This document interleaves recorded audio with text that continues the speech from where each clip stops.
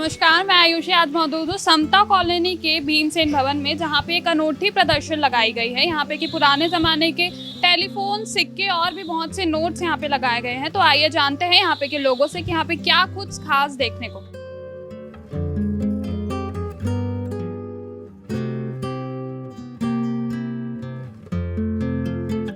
छत्तीसगढ़ मुद्रा कौशल परिषद 2025 के माध्यम से यह लगभग 30 साल के बाद ये प्रदर्शनी लग रही है, जो अखिल भारतीय स्तर की है। यहाँ पे विभिन्न प्रांतों के भारत से जो कलेक्टर हैं वो आए हैं और उन्होंने अपना यहाँ पे प्रदर्शन किया है, जिसमें नोट है, सिक्के हैं, बर्तन हैं, पेजर है, फोन है, टैप रिकॉर्ड है, ट्रांजिस्टर है, कैसेट है, इत्यादि इत्यादि बहुत सी चीज़ें हैं जो यहाँ पे उन्होंने प्रदर्शित किया है। इस मामले में यहाँ पे जो कलेक्शन करने वाले लोग हैं, जो 50-60 साल से लेकर 2500 साल पुरानी चीज़ों को यहाँ पे लगाए हैं, और कुछ चीज़ें तो उससे भी ज़्यादा पुरानी हैं। यहाँ पे सोने के सिक्के जब चलते थे उस समय के लोग हैं, वो 3 से 3500 साल पहले की ये बात है। सबसे बड़ी बात, आजकल जो लोग मोबाइल में, वीडियो में, व्हाट्सएप में या जो यूट्यूब में देख के आते हैं कि ये सिक्के इतने महंगे हैं, ये नोट 5 लाख का है, 12 लाख का है, जब ऐसा कुछ भी नहीं है। सबसे बड़ी बात यहाँ पे मान लो 5000 10,000 लोग आते हैं, तो वो 1 लाख लोगों को संदेश जाएगा कि जितने फ्रॉड होते हैं, तो ऐसा मतलब उसमें फंसने का बिल्कुल भी नहीं है अपने को। नहीं, सेल परचेज का नहीं है यहाँ पर। में मतलब किसी को यदि बेचना हो, कोई चीज़ अच्छी लगे और किसी को पसंद आ रहा तो ले ले, अलग बात है। अदरवाइज ये एग्जीबिशन है, प्रदर्शनी मात्र है सिर्फ, ये सेल परचेज का नहीं है। लेकिन लोग आते हैं बाहर से, गाँव के लोग या जो भी सिक्के, पुराने नोट 2 रुपए के, जो ट्रैक्टर वाले नोट बोलते हैं 5 लाख के मिलते हैं, 12 लाख के मिलते हैं, 5-5 रुपये में यहाँ पे आपको जितने उतने मिल जाएंगे। तो लोगों को ये संदेश जरूर जाएगा इससे कि ऐसा कुछ भी नहीं होता कि एक सिक्का 10 लाख का बिकता है कि एक नोट 5 लाख का बिकता है, ऐसा कुछ भी नहीं। सामान्य रेट पे बिकता है वो भी, और वैसे ही चलता है। आज के युग के बच्चों को वो ये संदेश दूंगी कि ये डिजिटलाइज हो जा रहा है, सारा पैसा आप लोग सब डिजिटल हो जाते हैं, पर ये जो धरोहर है जो हमने सहेज के रखा है, लाहौटी जी ने सहेज के रखा है, उसके बारे में ऐसे मौक़ों में बहुत अच्छी जानकारी मिलती है जो आप आगे चल के रिसर्च कर सकते हैं। मुद्रा कैसे बनी, मुद्रा कैसे कहाँ तक पहुँची, कहाँ जाके डिजिटलाइज हो गया। ये एक बहुत इम्पॉर्टेंट युग परिवर्तन का समय है, और यहाँ पे ये जो एग्जीबिशन है उतना ही इम्पॉर्टेंट है सबको ये संदेश देने के लिए कि कैश काउंटर से लेके आप डिजिटलाइज काउंटर्स में शिफ्ट हो रहे हैं। और वो अच्छा बुरा तो हम नहीं डिसाइड करेंगे, पर हम ये डिसाइड करेंगे इम्पॉर्टेंट फेज ऑफ हिस्ट्री है, हिस्ट्री का एक बहुत इम्पॉर्टेंट समय है। मैं अभिषेक बंसल सक्की ज़िले से हूँ और मुझे संग्रह का बहुत शौक़ है।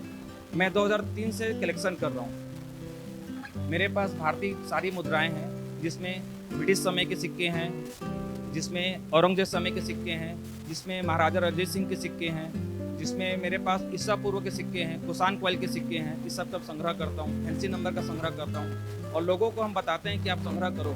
हमारे जो भारत का इतिहास सबसे पुराना है, वो अछूता नहीं रहा है। जितना खोदेंगे उतना इतिहास हमारे भारत के गर्भ से निकलता है। तो साक्षी है हमारे इतिहास में कि ईसा पूर्व भी हमारे यहाँ सिक्के चलते थे, और हमको उस विरासत को संजो के रखना है, बचाना है और आने वाली पीढ़ी को देना है, ताकि वो अपनी विरासत को समझे, अपने अमूल धरोहर को बचाए। चाहे मंदिर हो, चाहे सिक्के हो, चाहे प्राचीन मुद्राएं हो, चाहे तामपत्र हो। जी, मैं छत्तीसगढ़ के सिक्के हैं ये, जो कलचुरी राजवंश में चलते थे, मल्हार के सिक्के जो चलते थे। और सबसे बड़ी बात यह है कि छत्तीसगढ़ के 90% लोगों को नहीं मालूम कि इस छत्तीसगढ़ में भी सिक्के चलते थे। ये सब पुराने चीज़ें हैं जो आज बहुत ही देखने में दुर्लभ है।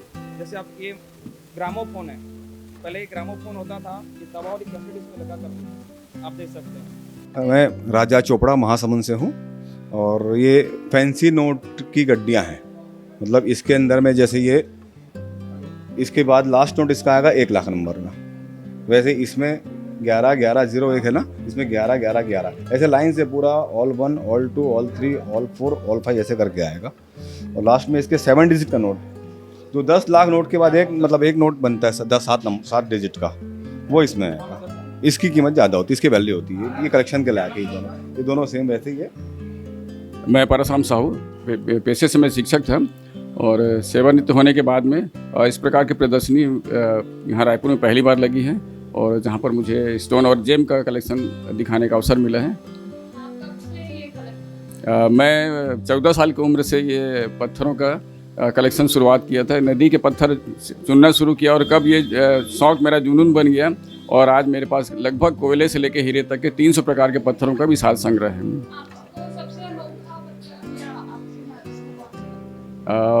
मेरे जीवन में एक पत्थर आया था और जो अपने ये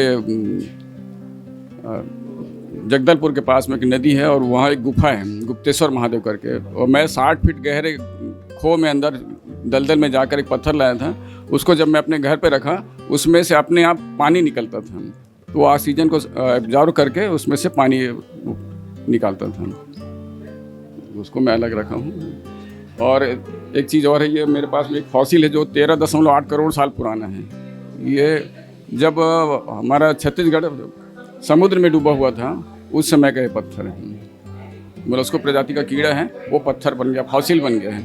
मेरे पास शंख के फॉसिल हैं, घोंघे के फॉसिल्स हैं, 28 करोड़ साल पुराना पेड़ का फॉसिल है, और एक अंडा है, किसी पक्षी का अंडा है, वो भी फॉसिल के रूप में यहाँ पर है। मेरा कलेक्शन बहुत पुराना है।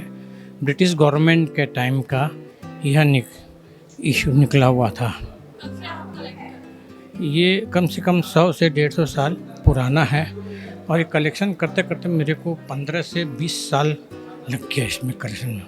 और इनमें सहयोग रहा मेरे पत्नी का भी रहा, मेरे बच्चों का भी रहा। कहीं जाते हैं कहीं दिखता है, जैसे जयपुर, राजकोट, गोंडल, अहमदाबाद, ये सिटी जहाँ ब्रिटिश गवर्नमेंट का शासन था वहाँ से हमको ये मिलता है। अगर आप बोलेंगे रायपुर तो रायपुर में नहीं मिलेगा आपको।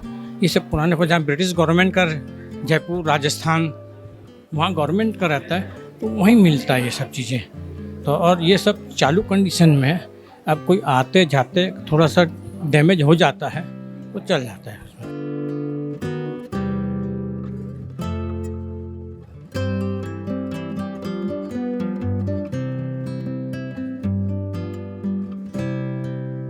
ऐसे ही खबरों के लिए बने रहिए। मैं आयुषी, कैमरामैन अरुण के साथ।